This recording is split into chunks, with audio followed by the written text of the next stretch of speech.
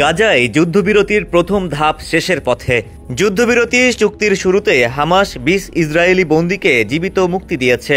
পাশাপাশি ২৮ মৃত বন্দীর মধ্যে ২১ জনের দেহাবশেষ ফিরিয়ে দেওয়া হয়েছে। ফিলিস্তিনের স্বাধীনতাকামী গোষ্ঠী হামাস বলছে, ইসরায়েলের ২ বছরের আক্রমণে ব্যাপক ধ্বংসযজ্ঞের কারণে এই প্রক্রিয়াটি সম্পন্ন করতে কিছুটা সময় লাগছে।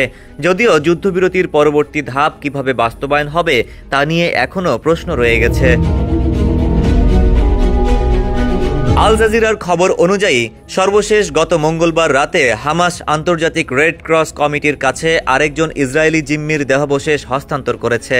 পরে ইসরায়েলের প্রধানমন্ত্রী নিশ্চিত করেন, ইসরায়েলি সৈনিক স্টাফ সার্জেন্ট ইতাই চেনের মৃতদেহ ফেরত পাঠানো হয়েছে এবং তার শনাক্তকরণ সম্পন্ন হয়েছে। হামাস জানিয়েছে, ধ্বংসস্তূপের নিচে জিম্মিদের মরদেহ খুঁজে বের করা কঠিন হয়ে পড়েছে। মধ্যপ্রাচ্য ও উপসাগরীয় রাজনীতি বিশ্লেষক লুসিয়ানো জাকারার মতে, এটা রাজনৈতিক ইচ্ছার অভাব নয়, বরং খুঁজে বের করার সামর্থ্যের অভাব।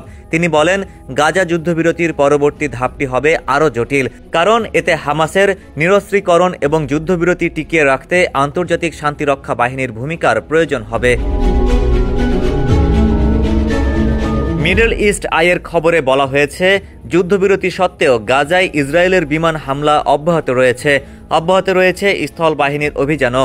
দক্ষিণ গাজায় বিমান হামলা ও বোমা বর্ষণের খবর দিয়েছে বাসিন্দারা। ফিলিস্তিনের স্বাস্থ্য মন্ত্রণালয় জানিয়েছে, গত ২৪ ঘন্টায় ৩ ফিলিস্তিনির মরদেহ এবং ২ আহত ব্যক্তিকে গাজার হাসপাতালগুলোয় নেওয়া হয়েছে।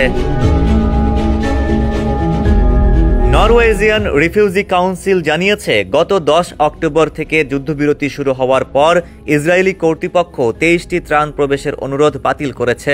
ফলে ৯টি সংস্থার প্রায় ৪,০০০ প্যালেট ত্রাণ সামগ্রী জর্ডান, মিশর ও ইসরায়েলে আটকে আছে। যদিও গাজার ২,৬০,০০০-এরও বেশি পরিবার শীত ও বৃষ্টিতে আশ্রয়হীন অবস্থায় আছে।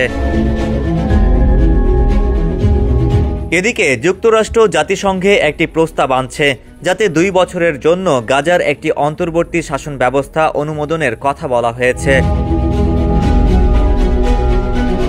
জাতিসংঘ মহাসচিব আন্তোনিও গুতেরেস সতর্ক করেছেন, গাজায় কোনো শান্তিরক্ষা বাহিনী গঠন করা হলে সেটি অবশ্যই আন্তর্জাতিকভাবে স্বীকৃত হতে হবে। তিনি সংবাদ মাধ্যম আল জাজিরাকে বলেন, গাজায় যুদ্ধবিরতি এখনও ভঙ্গুর, সেখানে দুর্ভিক্ষ ঠেকাতে আরও ত্রাণ পৌঁছানো জরুরি। ডেস্ক রিপোর্ট, সমকাল।